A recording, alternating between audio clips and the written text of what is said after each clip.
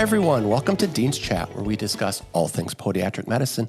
My name is Dr. Jeffrey Jensen. I'm the host of the Dean's Chat podcast, and I'm also the dean at the Arizona College of Podiatric Medicine. My guest today guarantees an interesting and thought-provoking discussion. Dr. Holly Spohn-Gross joins me from Lake Isabella, California, where she's been in practice for the past 22 years. She is a graduate of the New York College of Podiatric Medicine in 1997, and she completed her residency training at Pontiac Osteopathic Hospital in 2000. Since 2008, she's been involved in local politics in Kern County, California, and she's been very active doing mission work both in India and Mexico. She is no stranger to giving back to our profession, having spent 8 years on the board of directors for the California Podiatric Medical Association. In fact, she was the president from 2022 to 2023. Recently, Dr. Spohn-Gross announced that she is running for APMA Board of Trustees. Welcome to Dean's Chat, Dr. Spohn-Gross. Thank you. Thank you for having me. I'm really excited to be here. Oh, I'm really glad you're on the show.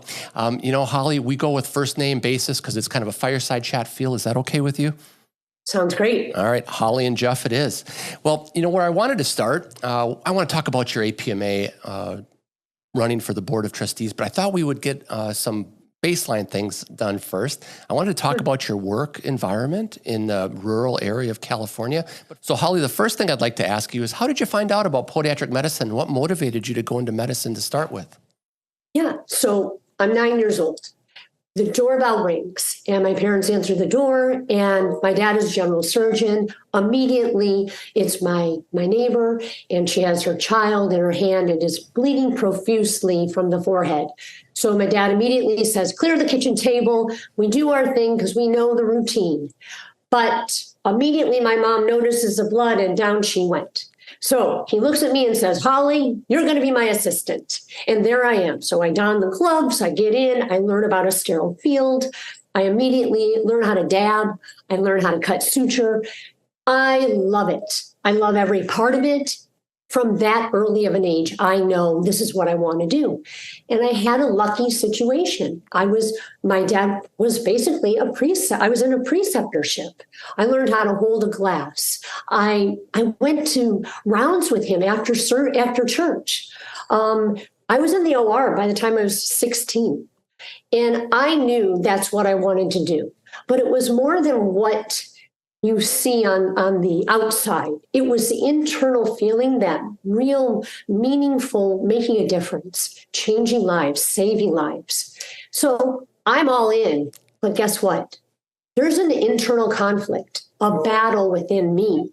I'm the oldest of 5. My dad is saying, you're going to take over. You're going to take over my practice. And yeah, sure, I want it. But there was another side of me that was, I'm the daughter of a doctor, of a surgeon.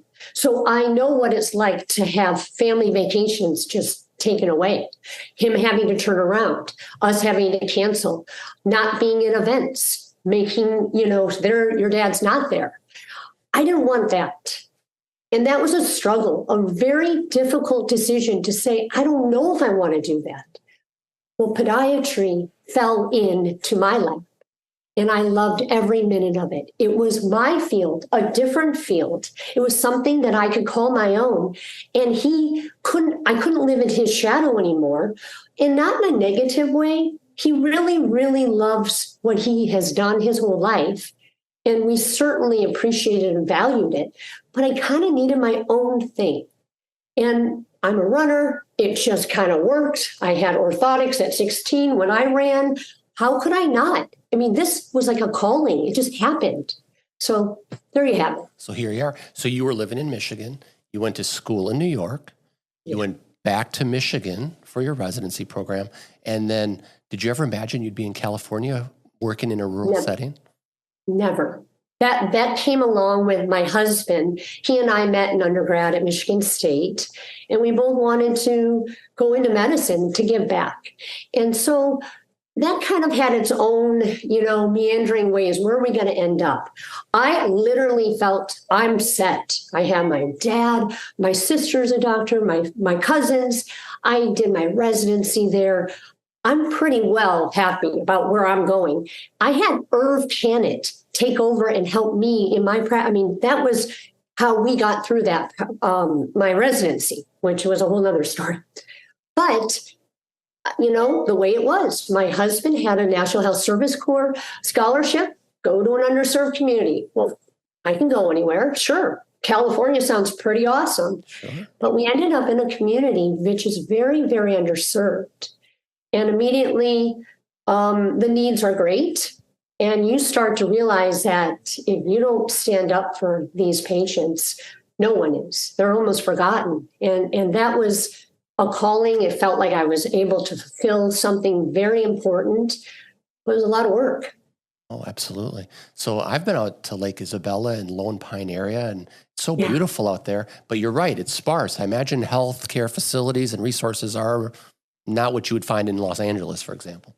No, and you don't realize how much of medical needs and social needs, financial needs there are until you're in there. So in order just to practice, to get patients the care they need, you must figure out what their transportation schedule is. You have to figure out how you're going to get them to and from.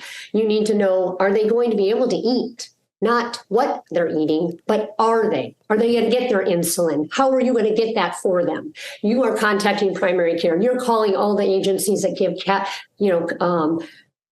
discounts and credits. And how do we do that? We are, and I have a beautiful team. I couldn't be prouder, but it takes a lot of work, but it is really rewarding. Oh, that's fabulous. So when you work in an environment like that, maybe it's a natural extension to want to give back and go on mission trips. I was fascinated, reading your CV about the trips to India and the trips to Mexico. Can you elaborate a little bit on that too? Sure. So I think I have to take one more step back before I share that, and that is I was born with a cleft lip and palate. Okay. And that obviously was a pretty big influence in my life. From birth, I needed medical care. I couldn't breathe, all of that. And my dad was amazing. He got the best surgeon, and they did it, for free. He took care of me. It was that thing that they used to do, was called professional courtesy back then. And obviously that left very, very heavy shoulders for me. But I saw that I personally felt what it was like to have someone with the skill set they had medically and change my life forever. So I don't ever feel like it's something that I have to give back or wanted to. It was just something deep within. Of course, that is what we do. And it's led me to wonderful places around the world. And just, I've been able to have opportunities that I don't think I would have if I didn't have this thing that I used to hide. I didn't even speak out loud. To be out in front of you right now with cameras, and that was never something I would feel comfortable, because my doctor, Dr. Dingman, the founder of the instrument that's used in the cleft palate repair, felt that you needed to wait until you were fully formed, my face. So I didn't have any plastic surgery until I was 18. I had the closure when I was young. So I had to live 18 years of really tough times with a deformed nose and all that. Anyhow, I'm very thankful. And I wanted to give back. So now I get these opportunities that are incredible.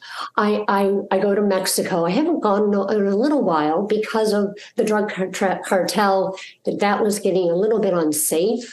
But there's nothing more rewarding than to be able to use your hands and your skill set with someone who can't do any of that. And I see me in there. I see my mom and dad in there holding their child, giving them to me, saying, fix them, Mira, look, help me, Ayuda.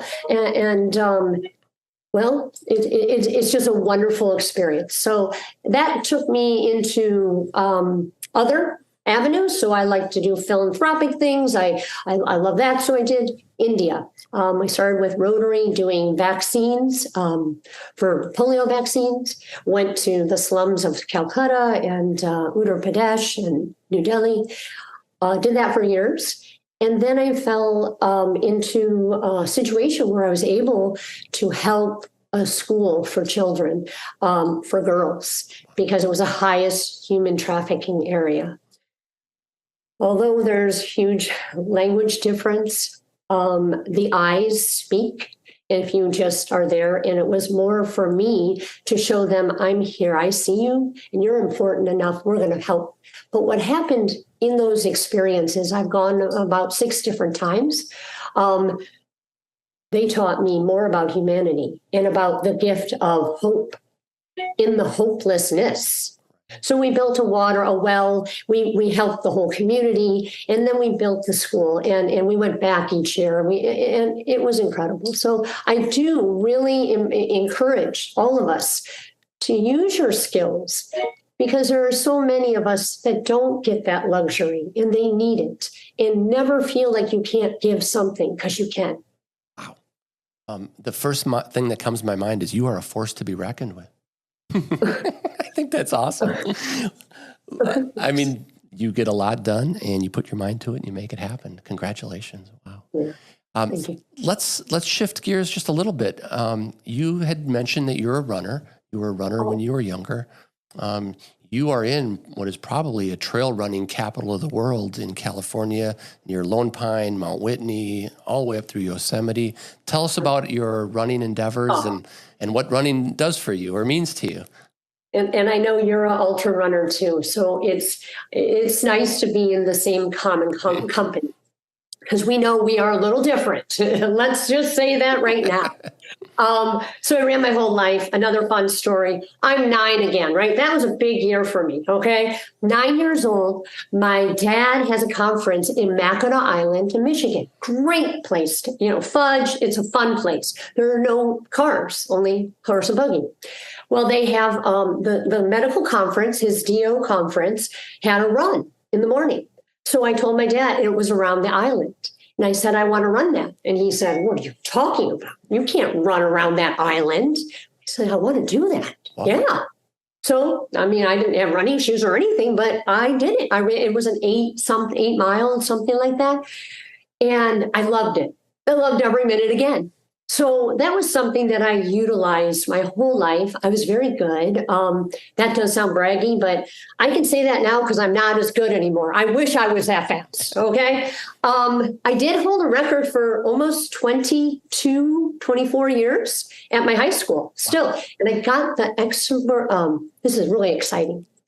I had the chance to coach while I was in residency on the side because my residency was falling apart. I had to do some moonlighting, some extra work. I was a coach for the high school I ran at. I was able to coach the girl to break my record, Taylor Bones. Wow. She broke my record. That was a fun thing. That was a great day. Anyhow, I do love running. And then I started to do marathons. Did Boston, did Alaska, but Hawaii was my first. And that was because I did leukemia, right? A run for leukemia, raised money. And after that, I really felt like that first race, I said, I could go more.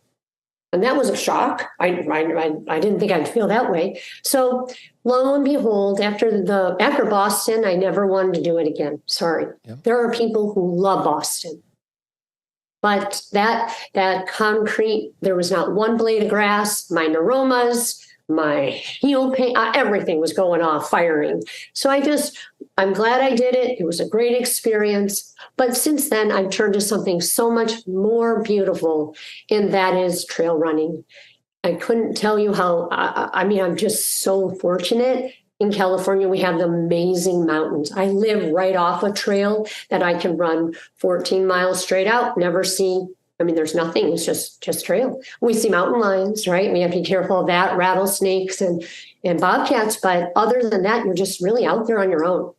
And that might scare some, but to me, it's heaven. It is a place where I really can decompress and see the nature and the beauty, and always know that I'll see a mountain and I'll say, I'll get to the top, and then realize, yeah, I just did that. Right? That's what life's about, one foot in front of the other. Absolutely. So sometimes we get scared of the mountain. No, just put yourself in it, do it. And then after, you can sit back and go, wow, yeah. That's kind of what I look at. Good for you. I'll tell you a funny story. You mentioned Dr. Irv Cannett. He was my residency director back at Kern, and he's one of my mentors. And He's just so fabulous and such a wonderful human being. But I'll never forget when we went to the residency, he said, I'm going to know where you guys are out every day for the next 2 years. You're working. And so I went into his office one day, Dr. Howard Rosen. I don't know if you know Howard. Howard and I went in. He was a second year. I was a first year. And we asked Dr. Canada if he would give us off so that we could go run the Marine Corps Marathon in Washington, D.C. And we didn't think he'd let us go. But he said, oh, yeah, you guys should go. That's a great idea. So we did. We went and ran the Marine Corps. With Dr. Cannett's blessing during the residency.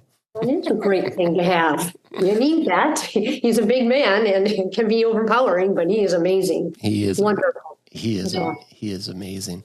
All right. So, what I wanted to do is spend most of the time in our interview today talking about your giving back to the profession, your board of director tenure at the California Podiatric Medical Association ended, and you were, for 1 year, the president. Can you tell me how you got involved in politics within the profession, and what was that 8 years like, Holly? Yeah, it was incredible. The mentors, the amount of just collegiateness, the cohesiveness, the friendship. I highly recommend anyone to get involved in leadership because doors open that you never even expected. Once again, I think in most of the things in my life, things open, opportunities happen in front of me. I don't really know if I would say I ever pursued it. I am the outlier. I'm not that very groomed person per se, but yes, I do have passion. I work hard and I want to make a difference. So sometimes opportunities show up, and that kind of happened with me regarding our practicing medicine in this rural community, and then becoming an advocate for my patients, and then. A sidebar, I ran for assembly. Oh, yeah. I forgot about that one. That was really weird. But it wasn't so much to become an assembly member in Kern County, which is very, very difficult because it's a very deep-rooted system. I'm out there, but I wanted the voice. I needed to have the voice for the patients. They weren't getting the care, and that delegation of funds needed to get there. And we're the stepchild, like Isabella sometimes doesn't get that notoriety or recognition. So I ended up doing that. I think people started to hear about my grassroots efforts and raising funds and money and helping my community. I was doing a lot there. So it kind of naturally happened. And I got into government affairs, and I was asked to be on that committee, and then that took off. And so the 8 years, and now I'm in my 9th year, is like I said, a gift that keeps giving. It really is something that I highly recommend just to give back, because that's something you all can feel and make a difference. Absolutely. Could you highlight a few of the accomplishments that the board has attained over the last few years, just as speaking for the California Podiatric Medical Association? Yeah, and to say some mentors like John Holtman, Ron Jensen. I don't want to not name everyone on my board because everyone is so important. Diane Grandone is our president now. It's the cohesive team.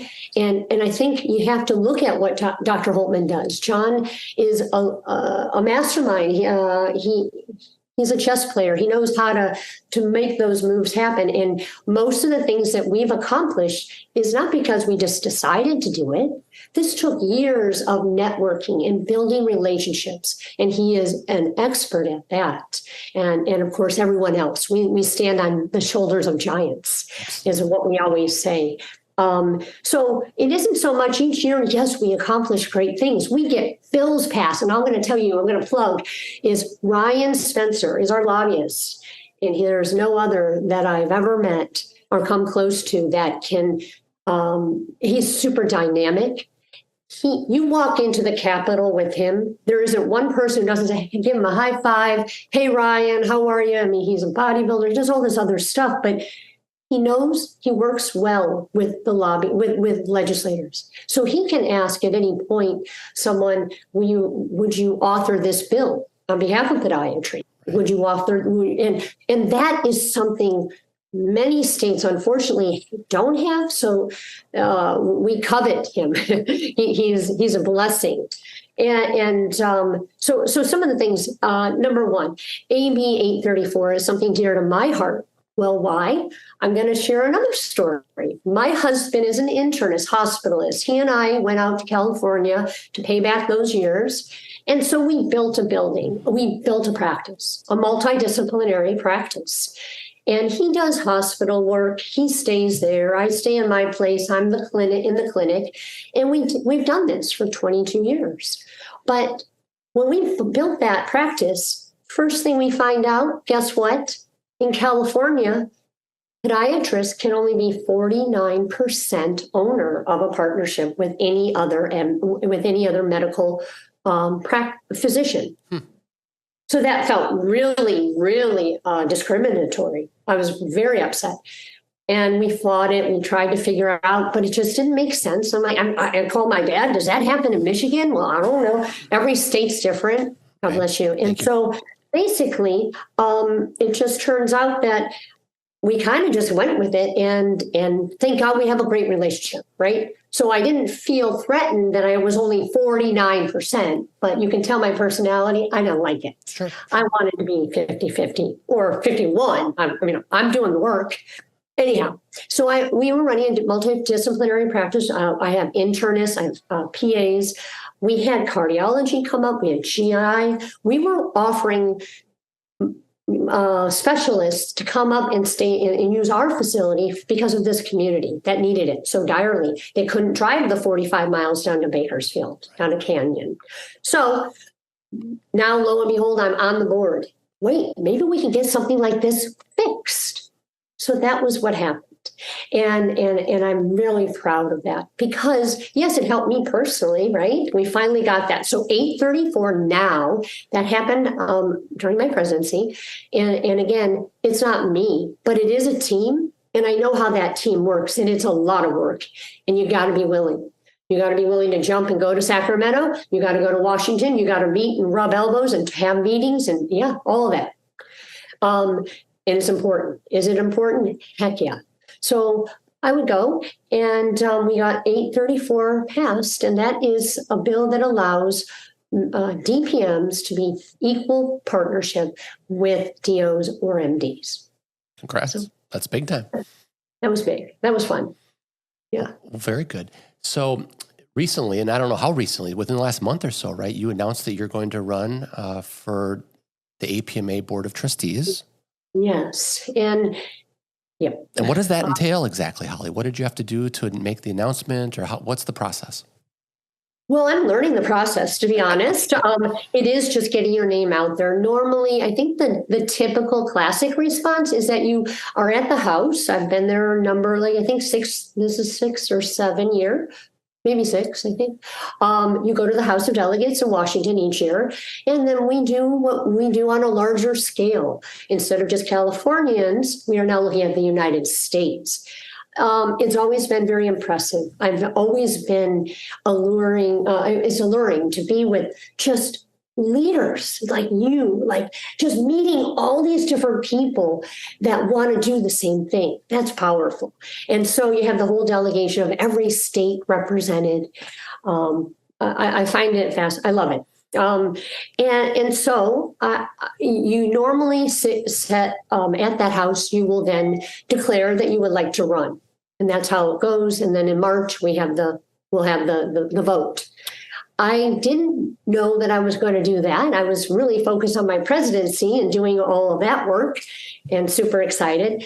But then some people that I respect, a lot of my mentors, started to ask me what I was going to do next. And I thought I did pretty good. But yet they said, you know what, this is possibly a really good time. I have 3 children. 2 are in college, and then my youngest is a senior. He'll be, moving on to college. It couldn't be a better time. And I really, really feel strongly, not just giving back. That term is so important for so many, but to me, it's more of just part of who I am. What am I going to do if I don't? I'm always going to do it. I'm going to always advocate for my patients and for our profession. But right now, I felt like I've taken a more important role of, not a role. focus. My focus is just, we have amazing young physicians right now. And what are they looking for? What does their future look like? I want it to be bright and as big as they could possibly have, because they deserve it. And we need to make it better, right? That's what we need to do, because the ones before us made our lives better. Yep, pay it forward. You know, it's interesting, Holly, because when I think of APMA and the things they do best are the advocacy efforts, how they represent all of the podiatric physicians, no matter where you are in your career, whether you're just starting off, whether you're mid-career, whether you're later in your career. I mean, heck, even with residents, I mean, we're looking at legislation to delay the interest rates, for example. There's so much to do. What are your thoughts going forward? What are the things that we need to do that need to be front burner items for legislation or APMA priorities? Yeah, I mean, I think you just totally hit the nail on the head. As far as APMA is an advocacy group. They do a lot of different things, but what they do best is the political arena. They help support us. They are the only association and organization that will help us in our future practice medicine. We can't live without them. We need them. And with that being said, what can we do? So I look at, number one, what are the things that are lacking? And then how can we make them better? Because if I'm going to get on or be part of that, I certainly want to bring some ideas and vision and hope, but that comes from doing the hard work, asking everyone, talking with them. So that's what I've been doing behind the scenes, is talking to each state and their delegates, their chief delegates and their presidents, and asking them really strongly and listening. What do you need in your state? Because if we don't know what you need, then how are we going to advocate for you? There you go. What are you hearing? What are you hearing out there, Holly? What are the states looking for? Yeah, I'm hearing a lot of different things. The one thing that student recruitment comes up because they see that this is just a big problem. What is our profession doing? What's going to happen if we don't have students filling those spots? Where is that leading us? And I take. There's many other things. They talk about, just how are we going to be reimbursed and what kind of things can we formulate in the future to make us stronger. There are a lot of different aspects, but those are the things that I'm kind of pulling in and honing in on.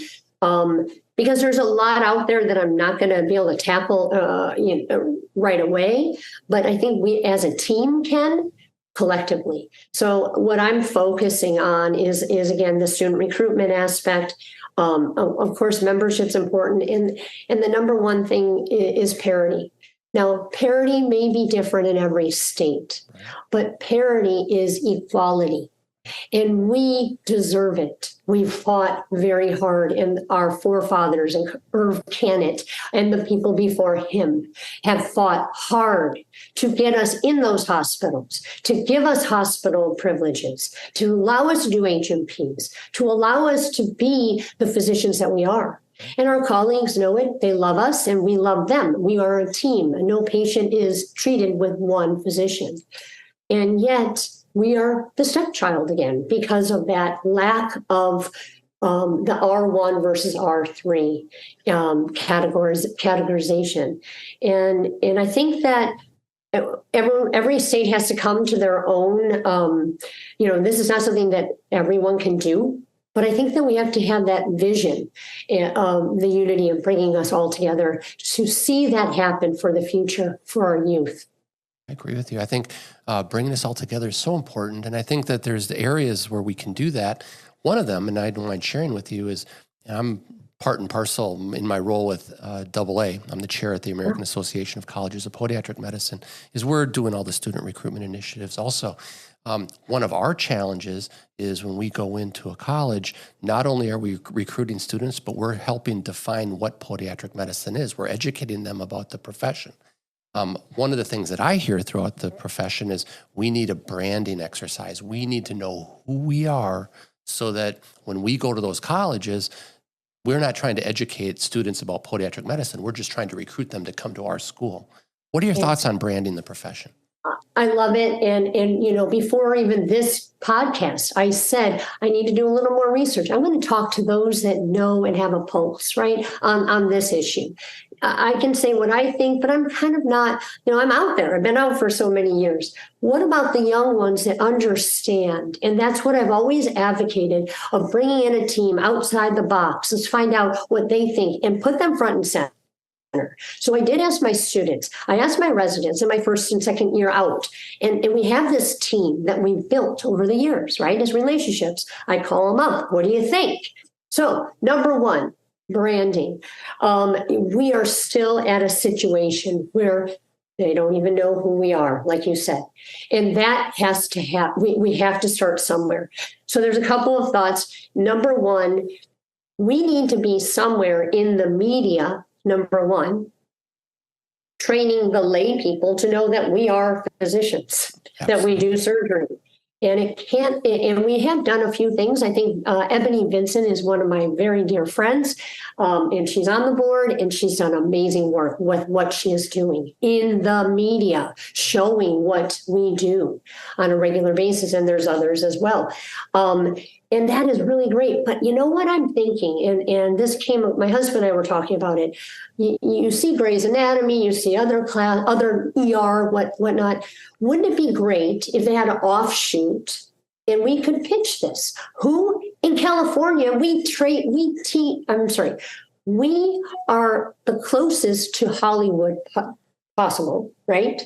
We often treat some of the actors and some of the producers. I mean, I have connections with some of the industry, but honestly, why are we not talking to them about doing some kind of idea? I think this would be amazing, would be an offshoot of ER or Grey's Anatomy, having a residency, seeing that, because as residents, we all work together. It is not just DOs in their world or MD. They all mix, right? And us DPMs are in there too. And there is drama, there's life, there's a way to make it just something they can watch passively, but get a real value to the collegiateness between all of us. Oh, I agree with I you. think that would be amazing. Or even let's start small. Let's just be on an episode, get a DPM as a resident that's in that ER, right? I think that's possible. I do too. I think that's important because we're all spinning our wheels, and we will all have to continue to pass the message on. We don't have to be the hidden gem anymore. We need to be echoing it across the country. And how do we do that? Well, we have to go into speaking to the, basically I'm from the students. This is and what I'm hearing. The best time is the third year students in undergrad. And you want to get the pre-advisor, for health advisors.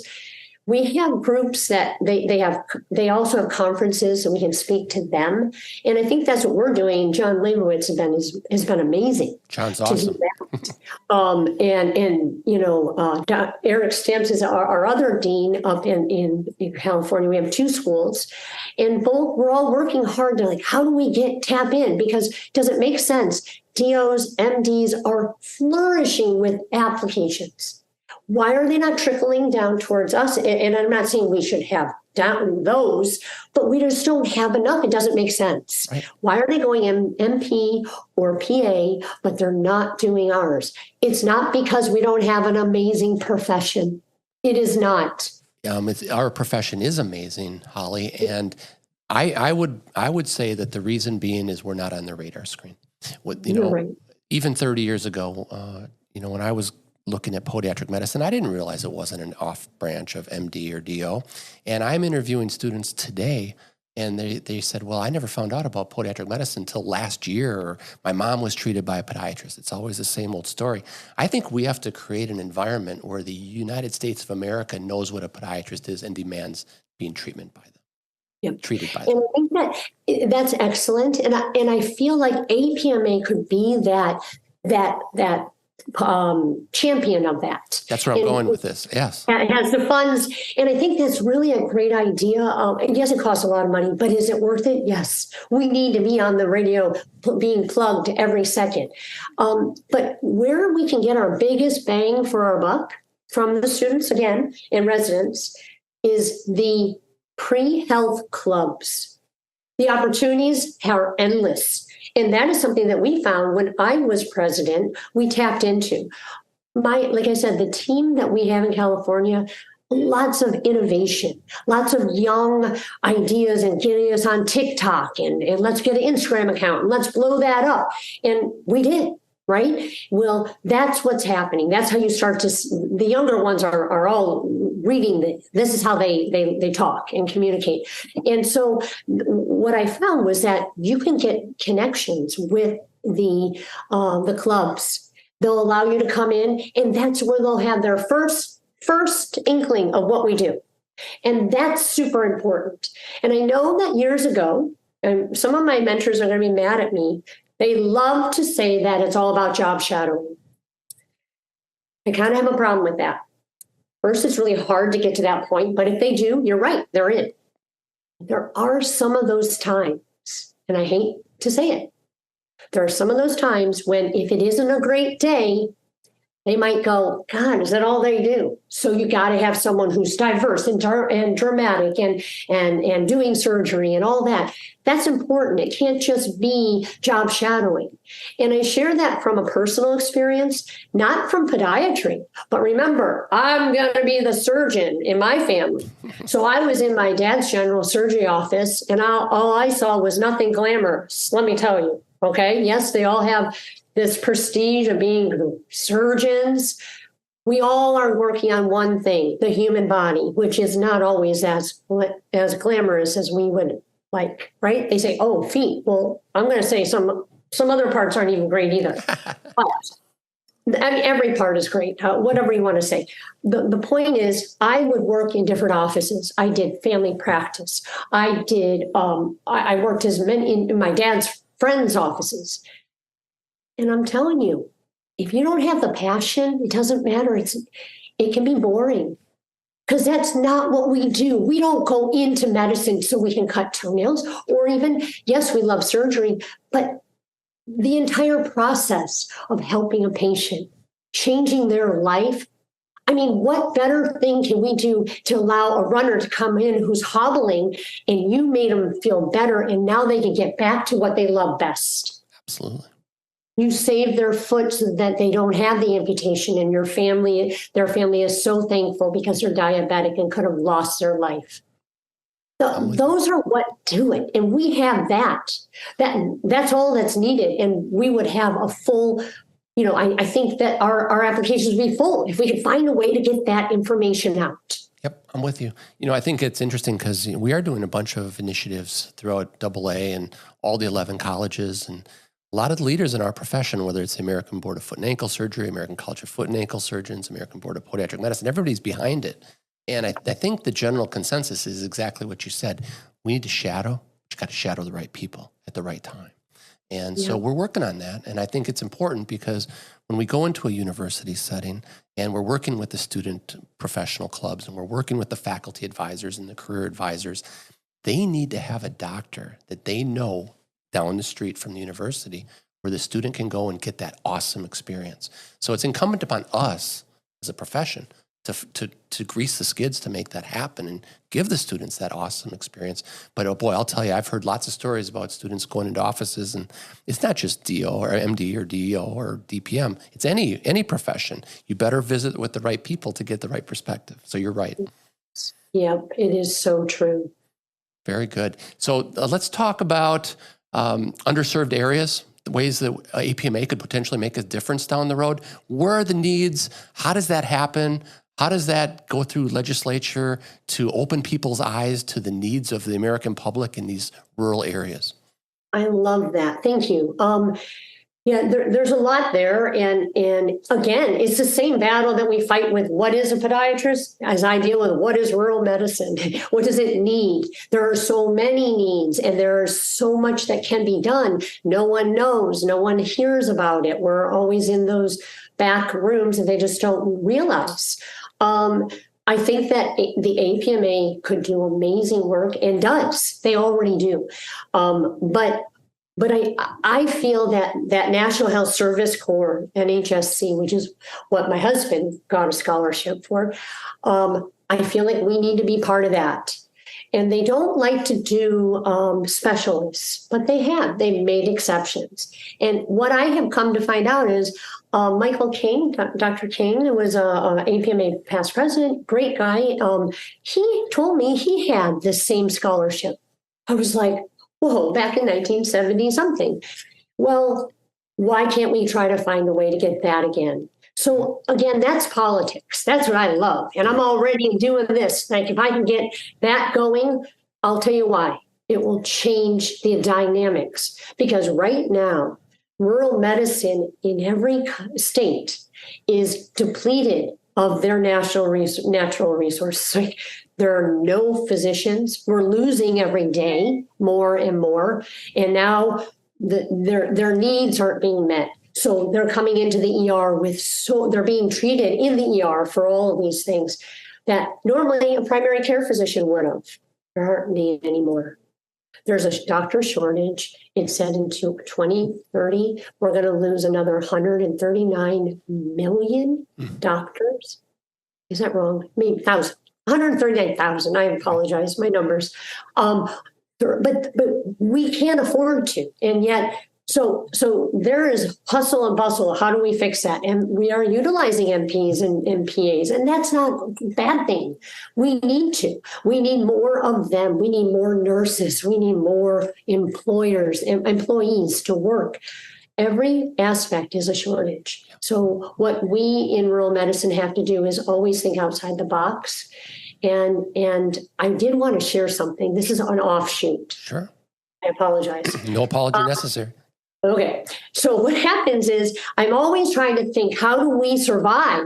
How am I going to get through this? Because this crunch, when you start cutting numbers, the first place that it hits is my little town, because that barometer is felt immediately.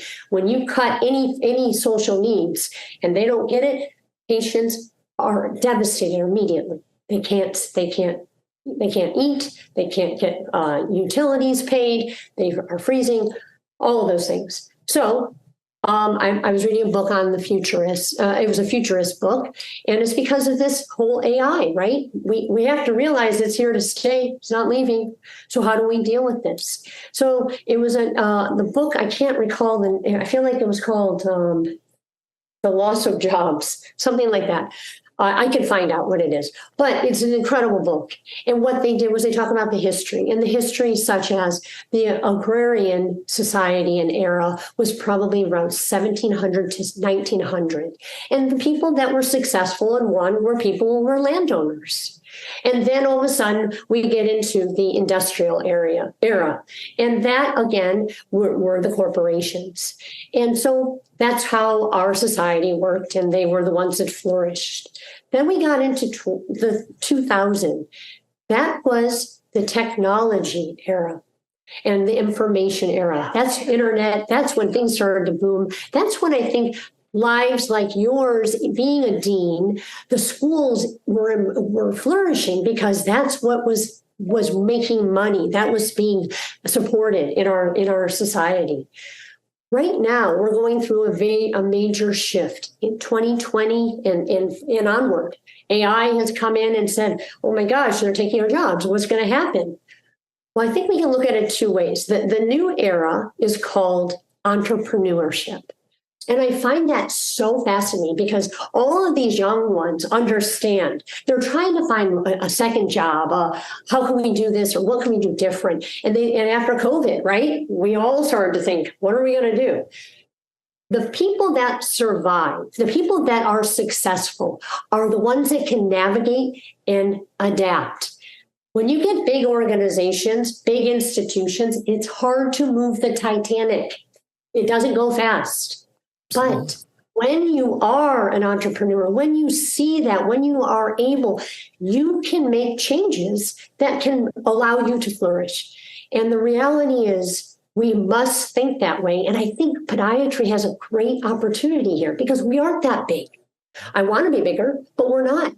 So we can move and shift with what we need to do to make it successful and to be entrepreneurial. And I know I've seen it with these young ones, and I see their Instagram accounts, and I'm interested, I'm excited for them. I want them to survive and flourish. But honestly, that adaptation is critical. And I think that that's what we have to look at. Yeah, I think you're right. It's interesting you mentioned Dr. King. He's with Upperline Health, and they've got an accountable care organization within Upperline, and they're at that leading edge of innovation as you speak, where it's adapt or go away sometimes. And so I got to give a lot of people in our profession credit for leading the way in that regard, and Upperline Health, and I think Mike King is in the middle of that also. Yeah. Yep. And I think that a lot of times we get used to feeling that false sense of security, feeling like we're in a institutional situation, a big Kaiser or a big, those are where the kids want to graduate and go to. They want it, that security, that job security. But in a sense, I have to say, be careful, because that might not be what, AI could end up just poof, some of those jobs. I hate to be that way, but I also like to be the way of saying, how can we get over it? How do we fix this? How do we find a different way? How do we thrive? Exactly. Yeah. Oh, I like that. So Holly, we're kind of running a little short on time, but I thought I'd give you the last word. Coming into the House of Delegates, feel free, to talk about your elevator pitch for being on the Board of Trustees. The floor is yours. Well, thank you. I do feel like I've already said a lot. I just really want to make a difference. I want to be part of the team. I want to bring in those skill sets that can change our profession for even the better, continue to make those changes. And I think we need that energy to continue to do it, to carry the ball. And there's never a time when we don't keep passing that torch. Well said. And with your track record in California, there's no reason to think that you won't continue the efforts that you've started and to build upon those. So I congratulate you. I thank you so much. It's been really nice to talk with you. It has been, Holly. And Holly, I know you're going to have a lot of late nights and early mornings, and maybe before your trail runs, you might need some coffee. I'm going to send you a Dean's Chat cup for you. Okay. Wonderful. And you're welcome. And to all of our listeners out there, if you're on Spotify or Apple Podcast or Google Podcast, please give us a 5-star rating. And if you're watching on YouTube, of course, please become a subscriber. And until next week, everybody. And again, thank you, Holly. Cheers, everyone. Thank you.